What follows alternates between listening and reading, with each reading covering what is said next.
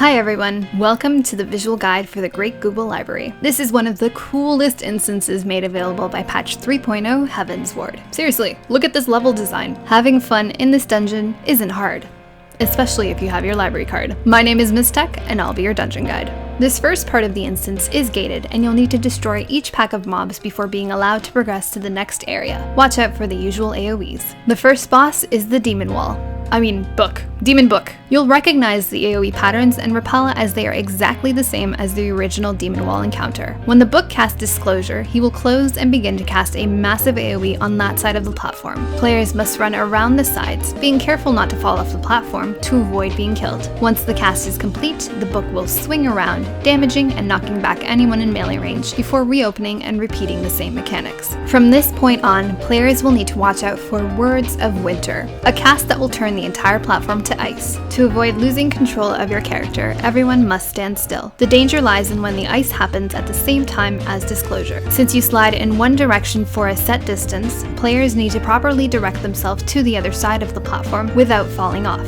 The easiest way is to position yourself on the side of the platform and be ready to slide forward through the sides when necessary. All of these mechanics will repeat until the boss is down. Up next, you'll come across page 64 Trash. These mobs will fixate on a certain player and periodically blast them with an AoE line attack. While this does relatively little damage, the affected player should move away so as not to cleave the rest of the party. These gremlins are also similar to those in Amtapor City, and their misery debuff can be removed by comforting the afflicted player. The second boss is Byblos. This big guy has a few AoE abilities to watch out for, but it's not much you haven't seen before. Throughout the encounter, Byblos will go invulnerable and spawn a number of adds that must be destroyed. When an add is destroyed, a player will be tethered to an orb that will be used to knock Byblos back into the fight. If you have an orb, drag it into Byblos at this point. From here on out, Byblos will spawn a number of clouds that do damage to anyone that steps into them. These serve as his defense to the orbs that we use to knock him back during each invulnerable phase. The clouds will consume the orbs, and players must either lead their orbs around the clouds, or better yet, have your tank clear all the orbs. He will respawn these clouds over time, so keep an eye out for any necessary clears.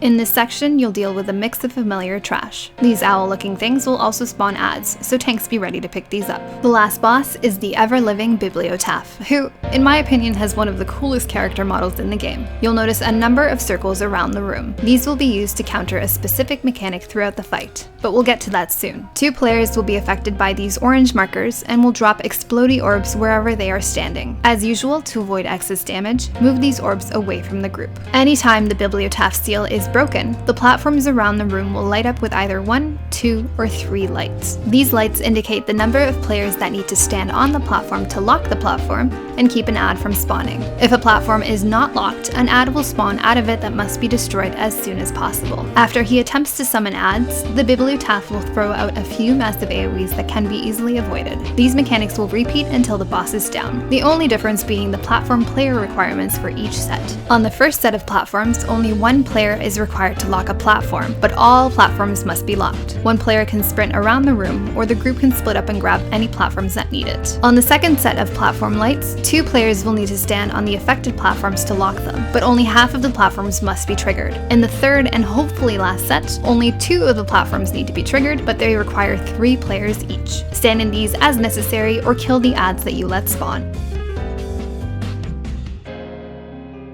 And there you have it, the Great Gubal Library. I really hope we see more of this in the future. It would be a waste of amazing level design if it isn't. If you have any questions or comments, please let me know. Up next, we complete the main scenario questline as we delve into the Aetherochemical Research Facility. As always, thanks for watching. Till next time.